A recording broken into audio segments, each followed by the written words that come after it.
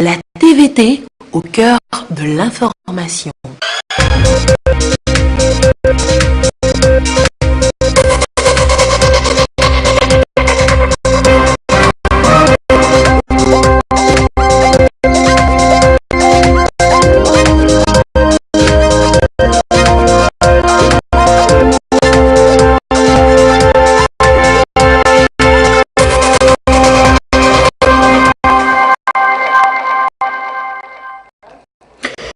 Merci de votre attention dans l'actualité ce soir. La revue Performance et les journées portes ouvertes de la Banque mondiale ce mardi à Lomé.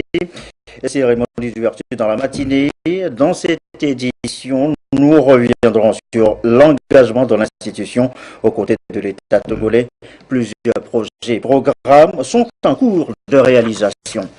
Les casques bleus togolais honorés par les Nations Unies, une semaine entière leur est dédiée, leur engagement, leur courage sont salués. Le Togo est en effet sur plusieurs fronts, Mali, Centrafrique, Haïti, pour ne citer que cela. Vous souffrez d'arthrose sévère et mal de genoux. L'opération est délicate et coûteuse. Bonne nouvelle, une ONG américaine lance une campagne d'une semaine.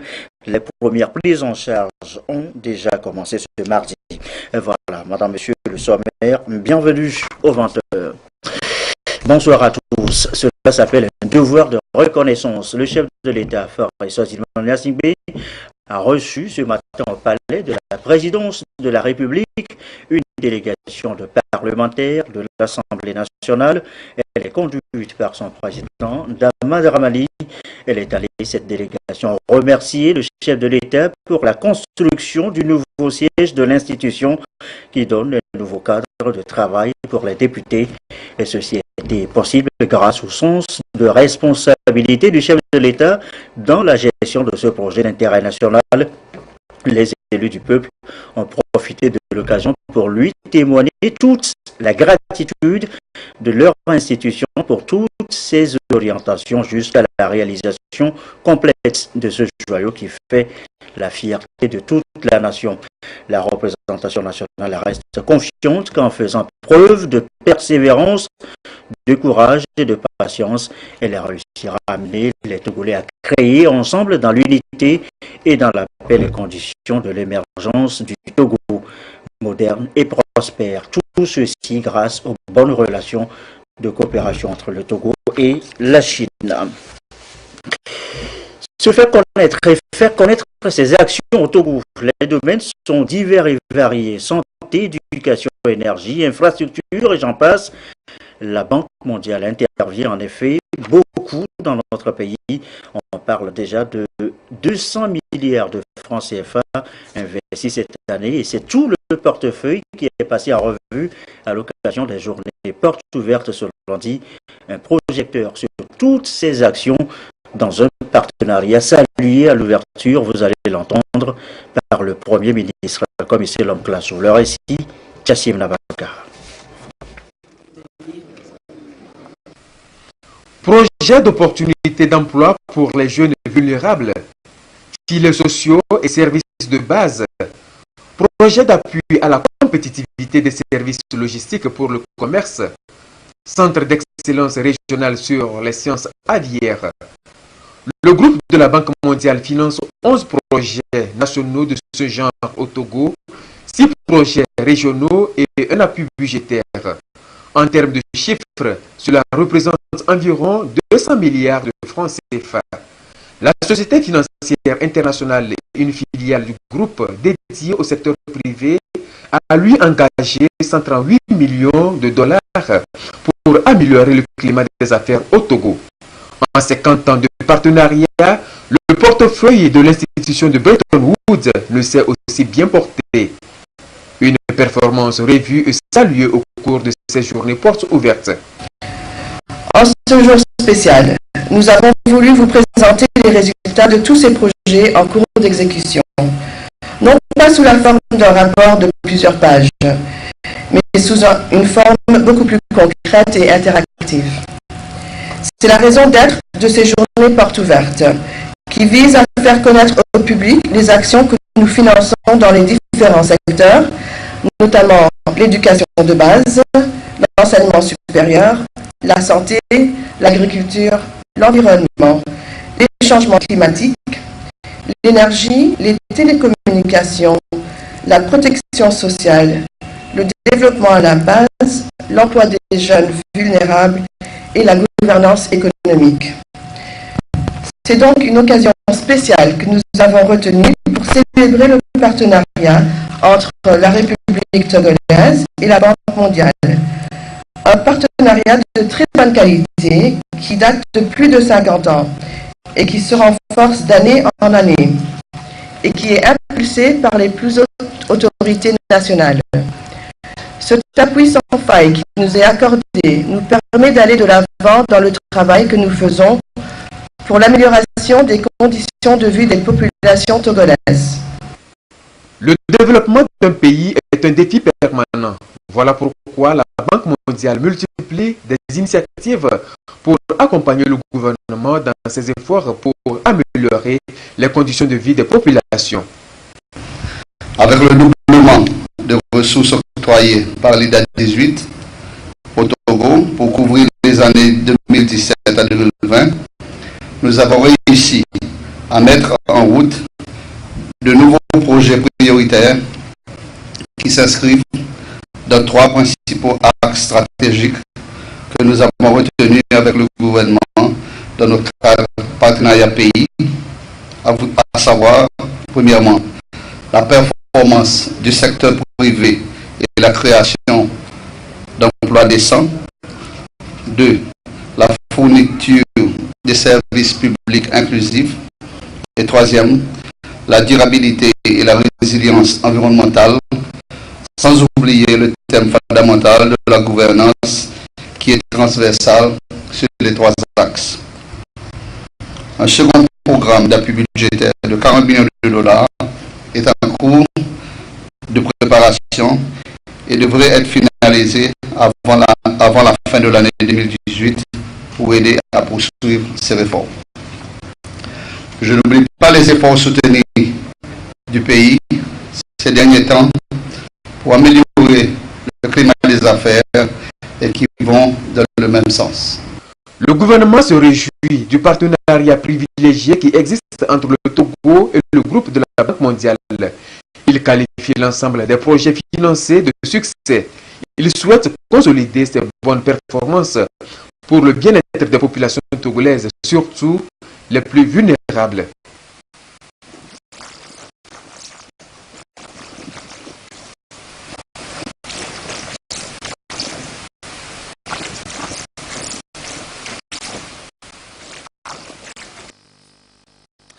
Voilà, un petit souci de son visiblement sur ce sujet sur lequel nous reviendrons tout à l'heure dans le courant de cette édition. Des actions diverses et variées, disions-nous, de la Banque mondiale depuis 2008. En effet, plusieurs projets ont vu le jour depuis le réengagement de la banque aux côtés de l'État togolais, des projets cofinancés surtout en faveur des populations à la base et qui ont vu leur vie, leurs conditions changer.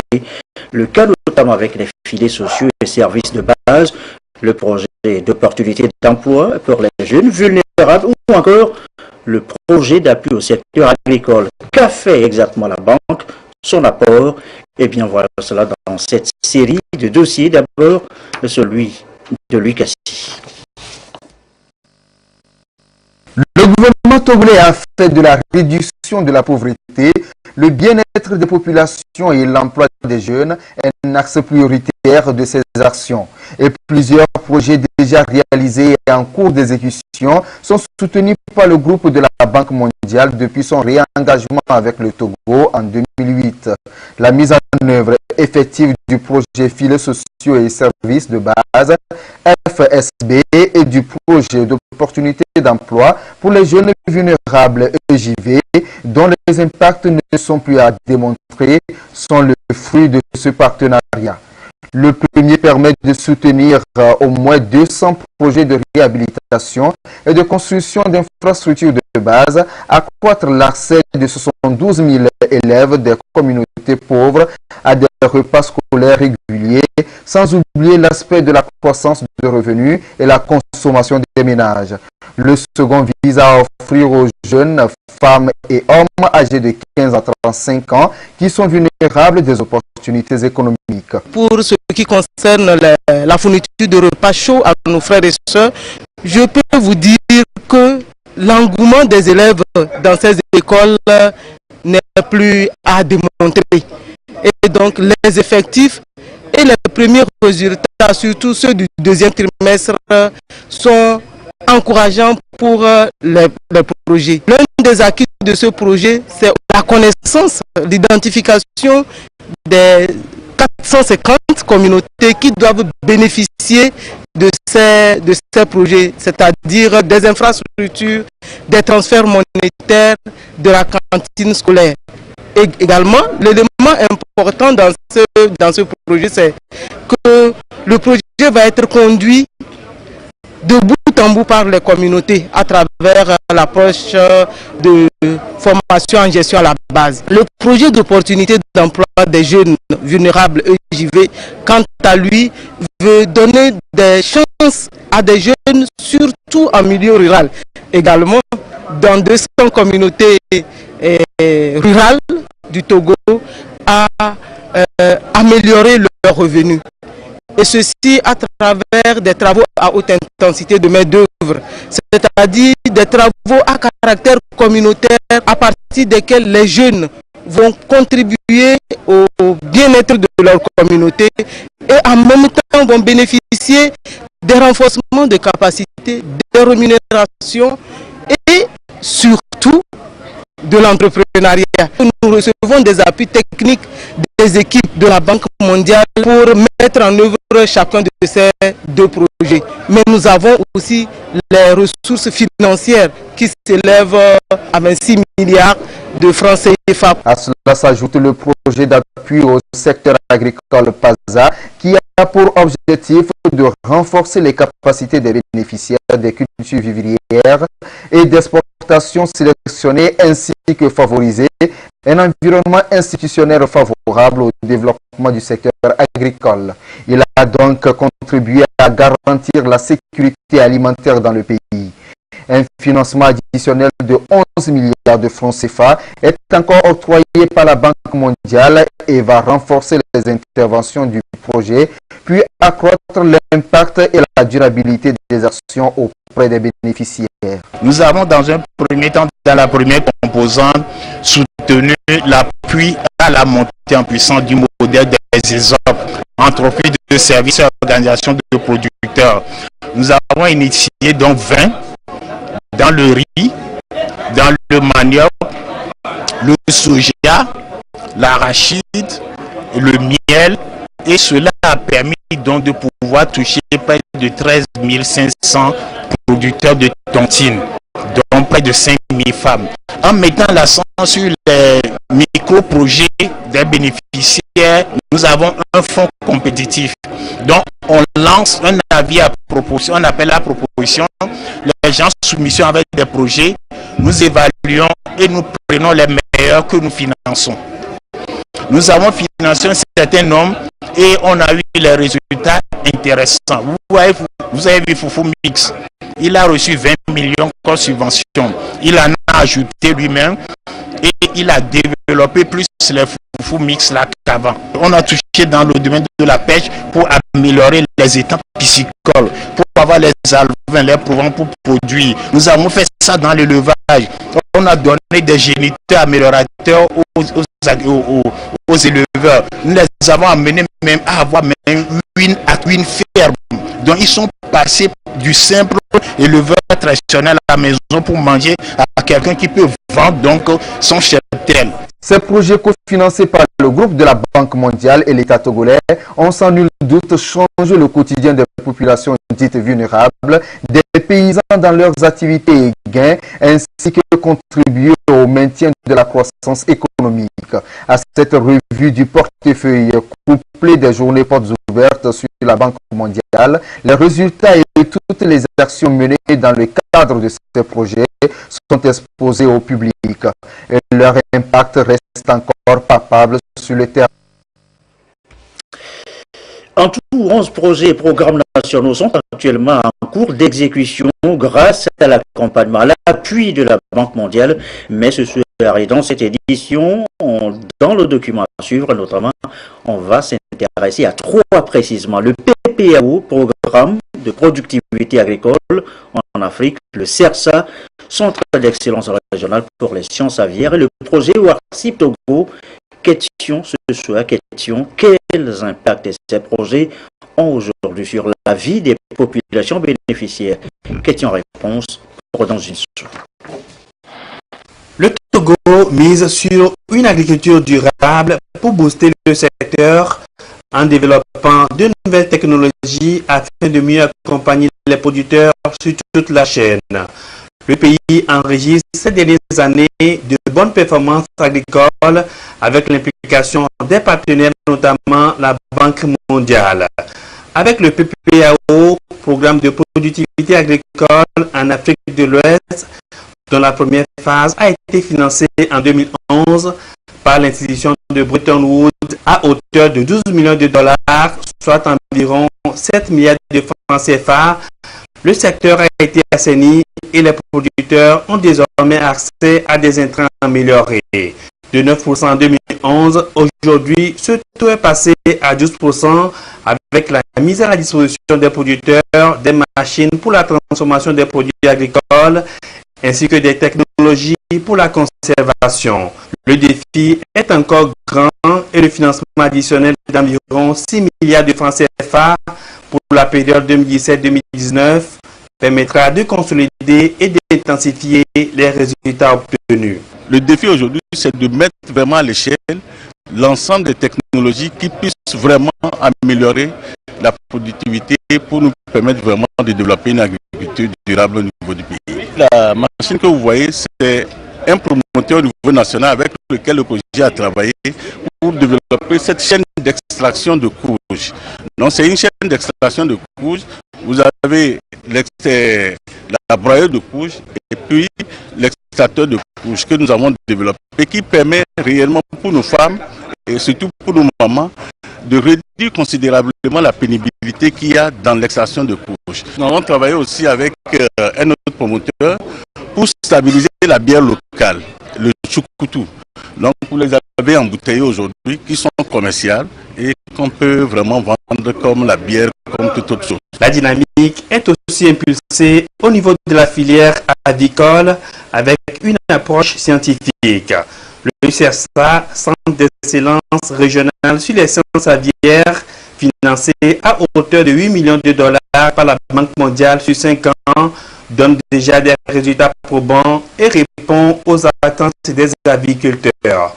Au-delà de la formation et la recherche, le CERSA, qui a reçu une certification internationale, innove en mettant aujourd'hui à la disposition de la population des produits fabriqués à base de volailles. Nous avons des équipements de pointe qui vont encore renforcer, donner de la qualité à nos activités de recherche de manière à réduire l'écart qui existe entre le nord et le sud.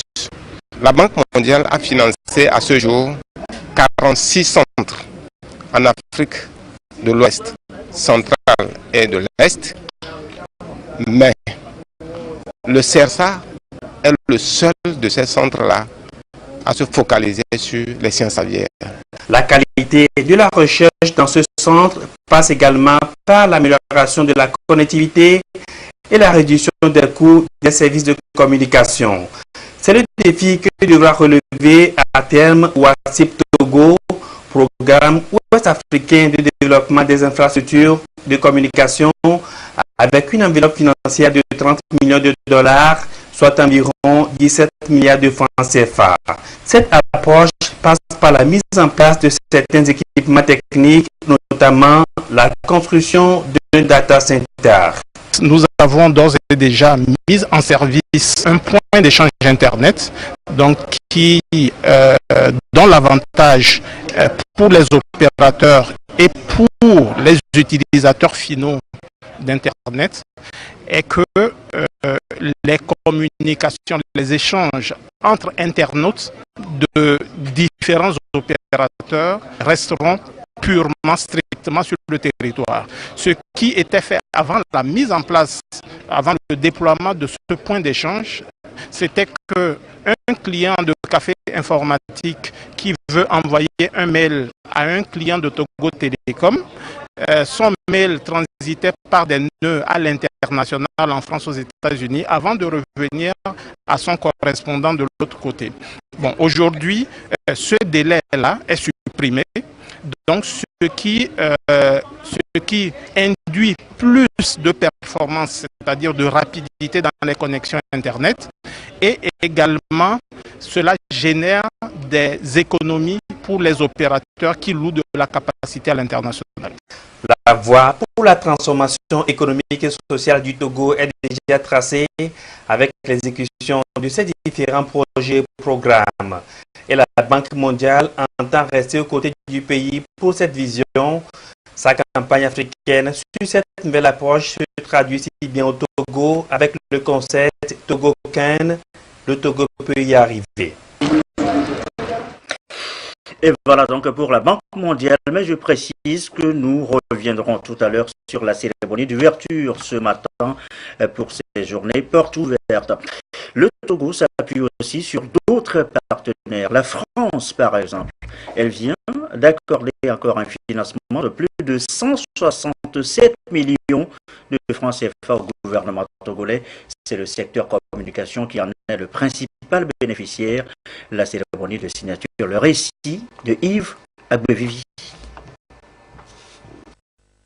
Proposition de signature suivie d'échanges de documents entre le ministre des Affaires étrangères Robert Ducé et l'ambassadeur de France au Togo, Marc Vizi, confirme un financement à hauteur de 256 000 euros, soit 167 925 000 francs CFA, un montant destiné à appuyer le projet de formation et d'appui au secteur de l'audiovisuel et des médias au Togo. Un projet élaboré sous l'impulsion de l'ambassade de France au Togo et du ministère de la Communication, de la Culture, des Sports et de la Formation civique, en partenariat avec l'Institut des sciences de l'information, de la communication et des arts, ISICA.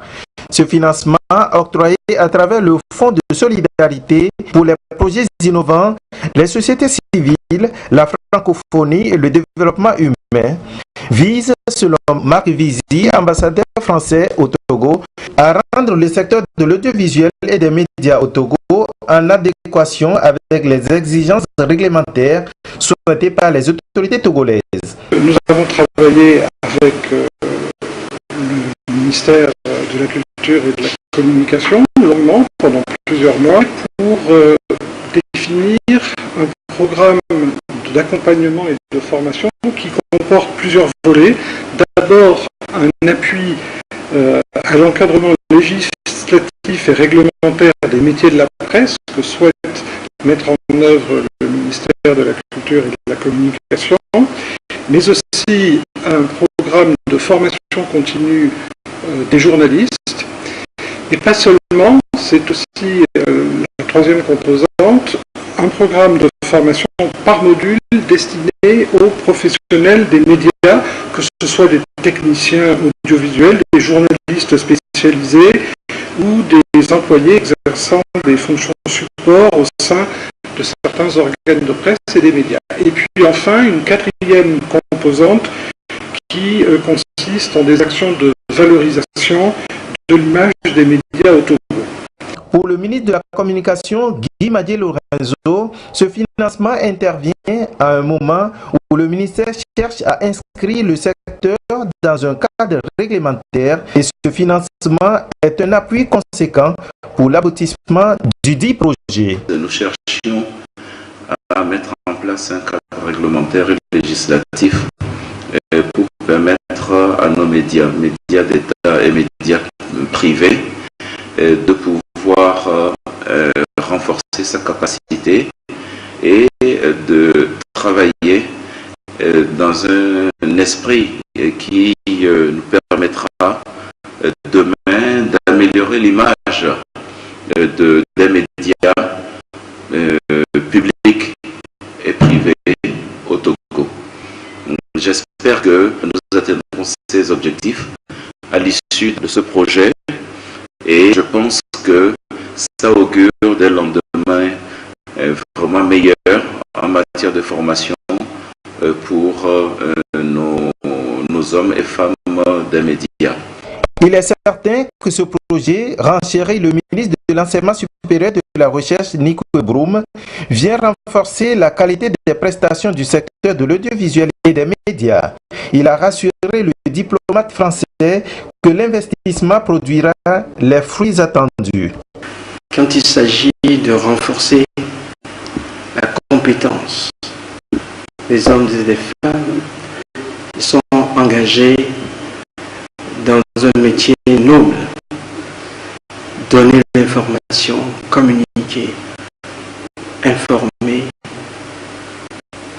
Au jour le jour, ça demande des qualités et des profils précis. Et quand on est dans une société, dans un cadre qui se veut démocratique, cela devient encore plus exigeant d'avoir des compétences. Et donc ce projet vient à point nommé pour nous permettre de renforcer, comme il a été dit, les qualités de tous ces acteurs du monde audiovisuel. Nous donnerons en tant que ministère et acteurs de la formation le meilleur de nous-mêmes pour la pleine réussite de ce projet. Le projet de formation et d'appui au secteur de l'audiovisuel et des médias au Togo a été estimé à 323 386 000 francs CFA sur 2 ans, 2018-2019. L'actuel financement à 167 925 000 francs CFA couvre seulement l'année 2018. Le financement à titre de l'année 2019 fera l'objet d'une nouvelle demande auprès du ministère français de l'Europe et des Affaires étrangères. Notre deuxième titre ce soir, les casques bleus togolais honorés et célébrés par les Nations Unies. Une semaine entière leur est dédiée. C'est le courage de ces hommes et femmes du Togo engagés sur plusieurs fronts aux côtés des Nations Unies qui est salué. Adolphe Paka. Merci Togo pour votre contribution et sacrifice. Ainsi est publié le tweet de l'Organisation des Nations Unies ONU pour témoigner toute sa reconnaissance au Togo et à ses troupes.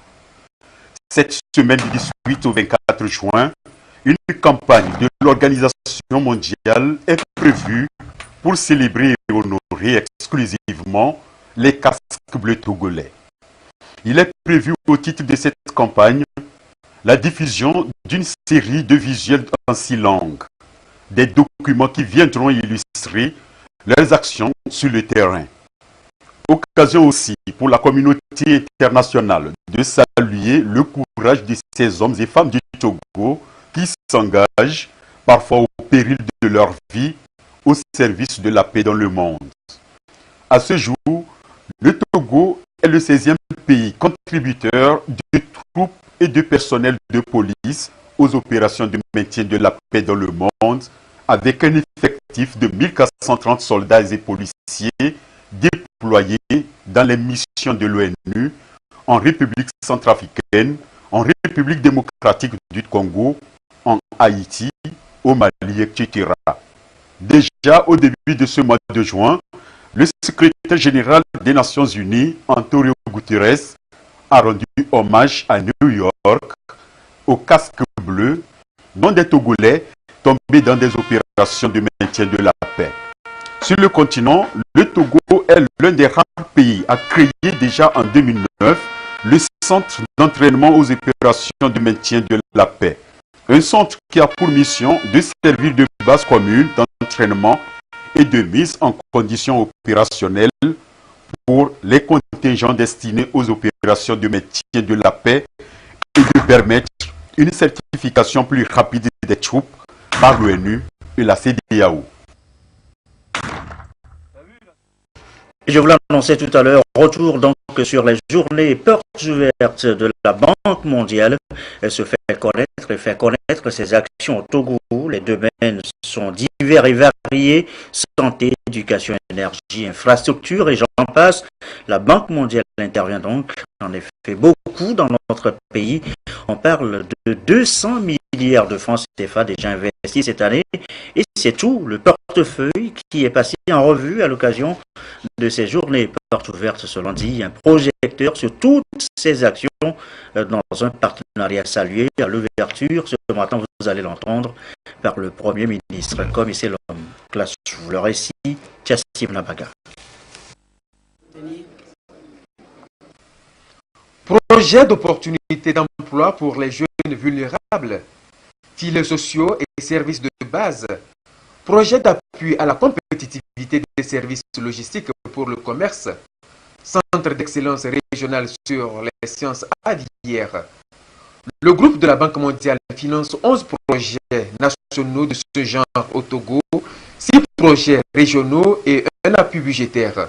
En termes de chiffres, cela représente environ 200 milliards de francs CFA. La Société financière internationale, une filiale du groupe dédiée au secteur privé, a lui engagé 138 millions de dollars pour améliorer le climat des affaires au Togo. En 50 ans de partenariat, le portefeuille de l'institution de Bretton Woods ne s'est aussi bien porté. Une performance revue et saluée au cours de ces journées portes ouvertes. En ce jour spécial, nous avons voulu vous présenter les résultats de tous ces projets en cours d'exécution. Non pas sous la forme d'un rapport de plusieurs pages, mais sous une forme beaucoup plus concrète et interactive. C'est la raison d'être de ces journées portes ouvertes, qui visent à faire connaître au public les actions que nous finançons dans les différents secteurs, notamment l'éducation de base, l'enseignement supérieur, la santé, l'agriculture, l'environnement, les changements climatiques, l'énergie, les télécommunications, la protection sociale, le développement à la base, l'emploi des jeunes vulnérables et la gouvernance économique. C'est donc une occasion spéciale que nous avons retenue pour célébrer le partenariat entre la République togolaise et la Banque mondiale. Un partenariat de très bonne qualité qui date de plus de 50 ans et qui se renforce d'année en année et qui est impulsé par les plus hautes autorités nationales. Cet appui sans faille qui nous est accordé nous permet d'aller de l'avant dans le travail que nous faisons pour l'amélioration des conditions de vie des populations togolaises. Le développement d'un pays est un défi permanent. Voilà pourquoi la Banque mondiale multiplie des initiatives pour accompagner le gouvernement dans ses efforts pour améliorer les conditions de vie des populations. Avec le doublement de ressources octroyées par l'IDA 18 au Togo pour couvrir les années 2017 à 2020, nous avons réussi à mettre en route de nouveaux projets prioritaires qui s'inscrivent dans 3 principaux axes stratégiques que nous avons retenus avec le gouvernement dans notre cadre partenariat pays, à savoir, premièrement, la performance du secteur privé et la création d'emplois décents. 2. La fourniture des services publics inclusifs. Et 3e, la durabilité et la résilience environnementale, sans oublier le thème fondamental de la gouvernance qui est transversal sur les 3 axes. Un second programme d'appui budgétaire de 40 millions de dollars est en cours de préparation et devrait être finalisé avant la fin de l'année 2018 pour aider à poursuivre ces réformes. Je n'oublie pas les efforts soutenus du pays ces derniers temps pour améliorer le climat des affaires et qui vont dans le même sens. Le gouvernement se réjouit du partenariat privilégié qui existe entre le Togo et le groupe de la Banque mondiale. Il qualifie l'ensemble des projets financés de succès. Il souhaite consolider ces bonnes performances pour le bien-être des populations togolaises, surtout les plus vulnérables. Le bilan des interventions du groupe de la Banque mondiale dans notre pays nous confirme des réussites tangibles dans les différents secteurs cités. Toutefois, il est à noter que des défis restent encore à relever. Voilà ce qui justifie l'organisation des présentes assises qui se veulent un cadre d'analyse des facteurs de succès et des bonnes pratiques d'une part et une opportunité d'échange sur les zones de moindre performance en général, ainsi que les besoins d'amélioration dans la mise en œuvre au Togo des actions financées par la Banque mondiale d'autre part. Nous restons convaincus que notre engagement à travailler en synergie, ainsi que la recherche systématique de complémentarité avec les autres initiatives en cours dans le pays, permettront d'obtenir davantage des résultats satisfaisants avec un décaissement plus rapide des financements en vue d'améliorer les conditions de vie de nos populations. C'est le lieu d'exprimer, au nom du président de la République, son Excellence M. Faure et son président Nassimbi, la profonde gratitude du gouvernement togolais aux plus hautes instances du groupe de la Banque mondiale et à toutes les équipes qui accompagnent le Togo dans les réformes, la formulation et la mise en œuvre des différents programmes et projets. L'autre temps fort de ces journées portes ouvertes a été le lancement de la campagne Africa Ken. Ensemble transformons l'Afrique. Il s'agit d'une campagne de la Banque mondiale qui vise à corriger le cliché que certains continuent d'avoir de l'Afrique et montrer que celle-ci est plutôt un continent qui se transforme positivement. Au Togo, cette campagne s'intitule Ensemble, transformons le Togo. Ensemble. L'objectif est de soutenir les innovations et transformer le Togo économiquement et socialement. Un satisfecit général a été adressé à la représentante résidente de la Banque mondiale en fin de mission au Togo. En 3 ans, elle a fait évoluer le portefeuille du Togo de 1 à 11 projets et préparé le tout premier cadre de partenariat depuis 1990 entre le Togo et la Banque mondiale. Ces journées portes ouvertes étaient également l'occasion pour les membres du gouvernement et les premiers responsables du groupe de la Banque mondiale d'échanger sur les projets déjà réalisés dans le pays, ceux en cours et les perspectives en vue d'accroître d'autres initiatives au Togo. Santé, c'est une opération délicate et surtout coûteuse pour les personnes vulnérables. Le renforcement du genou dans la prise en charge d'arthrose sévère qui ne répond plus au traitement. Bonne nouvelle, grâce à l'ONG Light in the World Development Foundation, une équipe chirurgicale américaine est au Togo pour voler au secours des patients de cette pathologie. La campagne va durer une semaine. Les premières prises en charge ont commencé ce mardi. Nous reviendrons sur le sujet en images. Il est 20h32 à l'étranger. En bref, après l'Elysée, coucou, le voilà à Koulouba, le palais de la présidence au Mali. Mamoudou Gassama en Philippe, pas avec les honneurs.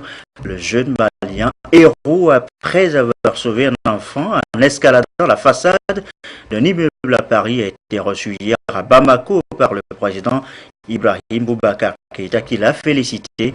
Une occasion pour le chef de l'État malien d'évoquer l'immigration clandestine des jeunes et ces fléaux, bon nombre sont malheureusement moins chanceux que Mamadou Gassama, naturalisé français, après son acte de bravoure.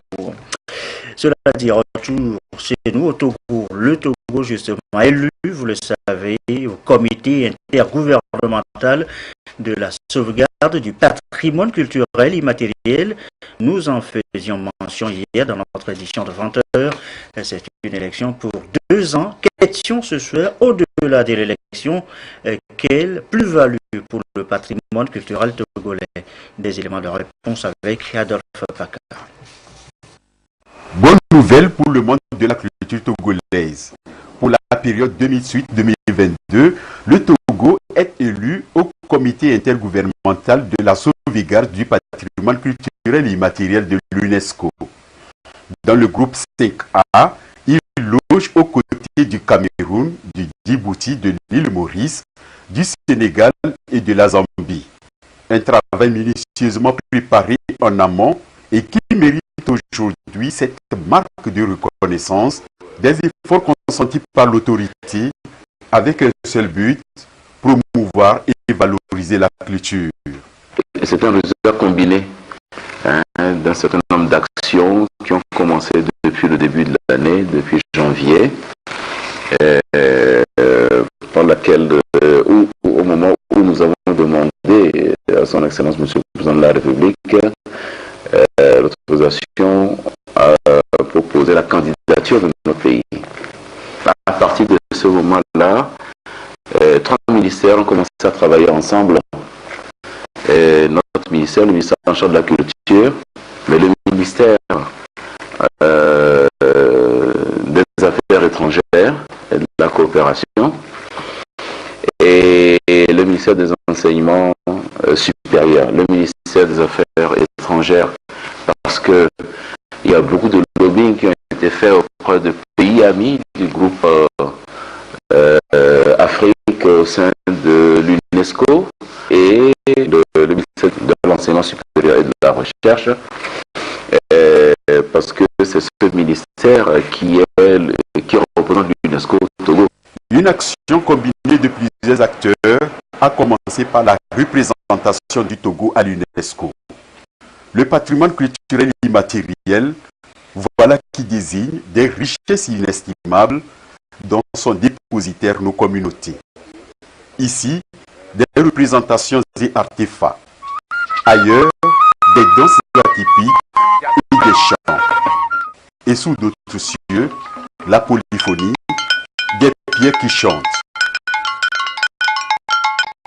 Des pratiques et savoir-faire que l'UNESCO veut, à travers la Convention de 2003, préserver et sauvegarder à tout prix. Et ce que je recherche la Convention de 2003, c'est que ces pratiques, ces instruments de musique que l'on ne retrouve pas ailleurs, on puisse ne pas les perdre, continuer à les fabriquer, mais surtout à savoir en jouer. Les pierres qui parlent et qui provoquent une sonorité à nul autre pareil. Et c'est vraiment quelque chose d'extraordinaire. On retrouve des accoutrements, on retrouve des danses qui étaient perdues puisque n'étant plus pratiquées. Mais avec la pratique de ces événements, on amène nos populations à se souvenir et à rechercher des instruments dont on avait perdu, que l'on avait perdu de vue. Parfois, certains instruments, on ne sait plus comment on les fabriquait. Donc, les gens essayent aujourd'hui de les refabriquer. Mais cela aussi, ça nous permet aussi de nous ressouvenir, bien de nous souvenir de notre patrimoine, de notre culture, de nos traditions.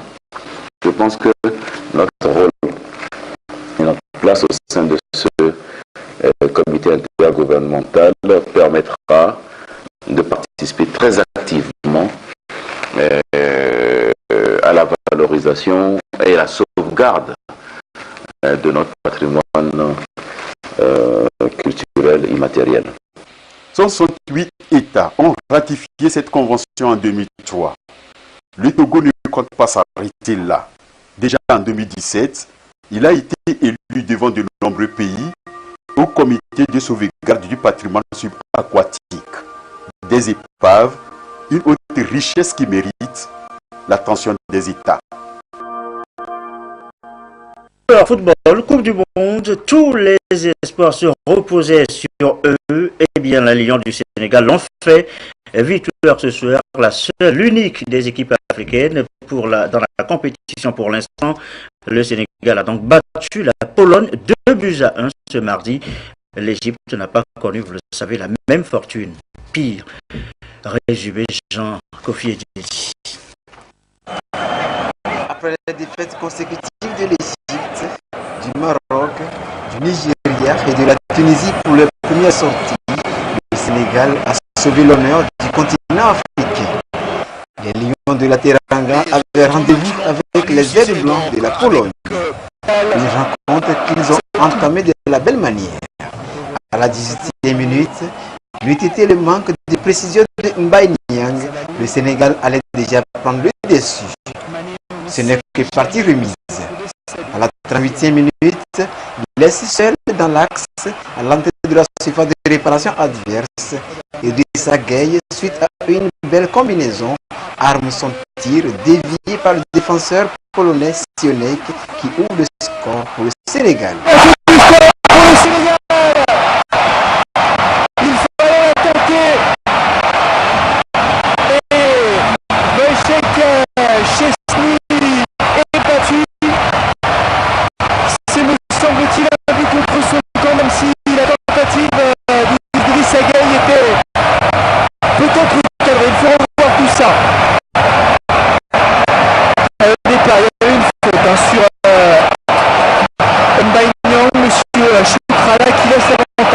Du retour des vestiaires, c'est plutôt les Polonais qui se montrent plus mordants.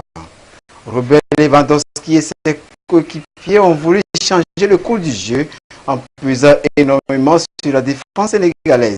Cette pression s'est installée jusqu'à la 60e minute où, contre le cours du jeu, c'est plutôt le Sénégal qui double la mise par l'entremise de Mbaye Niang qui réussit à piquer la balle sur une mauvaise passe en retrait de la défense polonaise.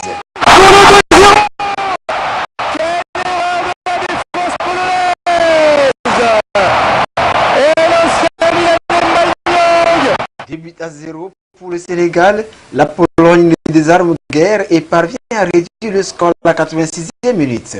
Œuvre de Grégor Krychowiak sur coup de tête suite à un coup franc. Après cette réduction du score, les Lions de la Teranga ont su gérer le reste de la partie et s'en sont donc sortis victorieux 2-1, sauvant ainsi la face du continent noir sur la terre russe. Le Sénégal prend ainsi la tête du groupe H avec le Japon, suivi de la Colombie et de la Pologne. Après cette victoire, le Sénégal devra s'armer pour affronter le Japon le 24 juin prochain. Et je rappelle que l'Égypte est déjà éliminée après 2 défaites dans cette compétition, la Coupe du Monde Russie 2018. Quelques communiqués avant de refermer cette édition. Communiqué du ministre de l'Administration territoriale, de la décentralisation des collectivités locales. Dans le cadre de la célébration de la journée des martyrs, le 21 juin, il sera procédé au dépôt de gerbes le jeudi 21 juin 2018 selon le programme ci-après.